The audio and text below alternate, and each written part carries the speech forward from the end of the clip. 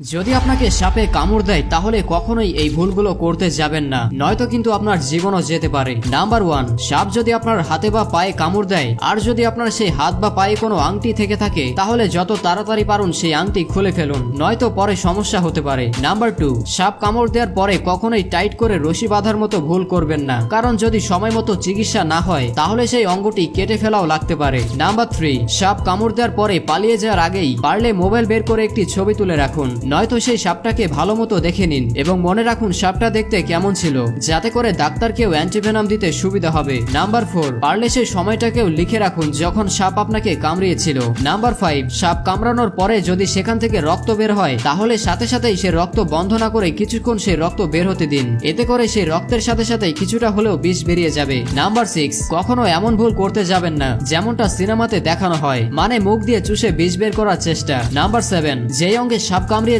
সেই অঙ্গটি বেশি নড়াচড়া করবেন না, নয়তো বিষ শরীরে দ্রুত ছড়িয়ে পড়তে থাকবে। নাম্বার 8, সাপ কামড়ালে কখনোই বেশি উত্তেজিত হবেন না বা ভয় পাবেন না, কারণ হতেও পারে সাপ শুধুমাত্র আপনাকে কামড়িয়েছে এবং সাপ আপনার শরীরে বিষ ঢালেওনি। নাম্বার 9, যেখানে সাপ কামড়িয়েছে সেখানে অযথা কোনো মলম বা ক্রিম লাগাতে যাবেন না। নাম্বার 10, সব থেকে গুরুত্বপূর্ণ ব্যাপার হচ্ছে সাপ কামড়ানোর পরে কখনোই সাপুরে বা কবিরাজের কাছে যাবেন না, সরাসরি হসপিটালে চলে যান। ভিডিওটি চাইলে আপনার পরিবারের সদস্যদের সাথে শেয়ার করতে পারেন এবং একটি লাইক দিতে পারেন। আজকে আমি মোস্টপ্লে অ্যাপ সম্পর্কে বলবো।